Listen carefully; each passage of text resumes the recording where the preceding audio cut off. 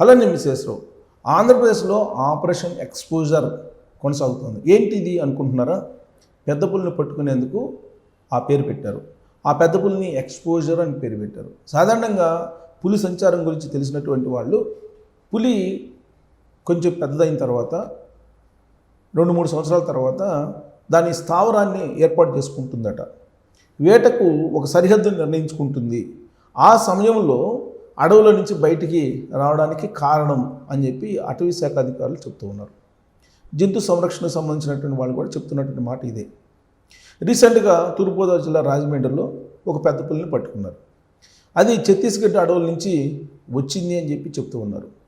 దాన్ని పట్టుకునే సమయం దాదాపు వారం పాటు పట్టింది. వారం రోజులు దాన్ని వెంటాడి దాని పాదముద్రికలను తెలుసుకొని ఎట్టకేలకు దాన్ని పట్టుకున్నారు. దాన్ని విశాఖలో ఉండేటువంటి జంతు సంరక్షణ కేంద్రంలో ఉంచారు. మరి ఇప్పుడు కొత్తగా మరొక పెద్ద పులి సంచరిస్తూ ఉంది రాజమండ్రి ఏరియాలోనే. మరి ఆ పెద్ద పులి ఎక్కడి నుంచి వచ్చింది అనే దాని మీద ఇప్పుడు అటవీ శాఖ అధికారులు అన్వేషిస్తున్నారు. ఇప్పటి వరకు ఎక్కడా కూడా ఈ పెద్ద పులికి సంబంధించినటువంటి దాడులు లేవు.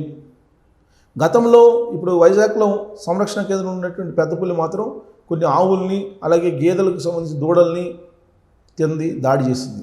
కానీ ఇప్పుడు సంచరిస్తున్నటువంటి పులి ఇప్పటి వరకు ఎక్కడ దాడులు చేసినటువంటి దాఖలాలు లేవు. కానీ మరొక పెద్ద పులి సంచరిస్తుంది అనేది మాత్రం వాస్తవం అని చెప్పి అటవీ శాఖ అధికారులు చెప్తున్నారు.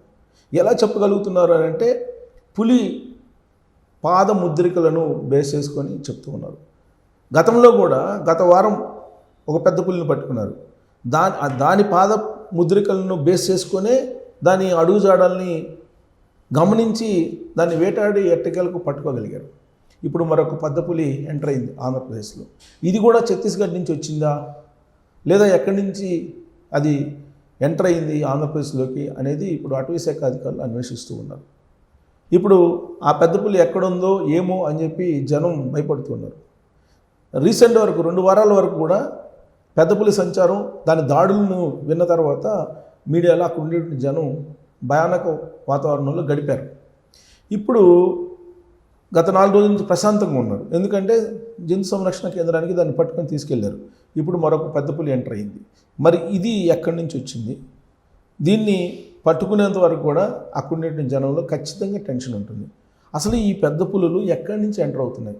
ఛత్తీస్గఢ్ అడవుల్లో జల్లెడబడుతూ ఉంది కేంద్ర బలగాలు. ఎందుకు? మావోయిస్టుల కోసం. ఆ సందర్భంగా ఛత్తీస్గఢ్ అడవుల్లో ఉన్నటువంటి పుల్లంతా కూడా అన్నీ కూడా ఏఓబి గుండా ఆంధ్రప్రదేశ్లోకి ఎంటర్ అవుతున్నాయా? తూర్పుగోదావరి జిల్లాలోకే ఎంటర్ అవుతున్నాయి, ప్రత్యేకించి రాజమండ్రి ఏరియాలోకే ఎంటర్ అవుతున్నాయి.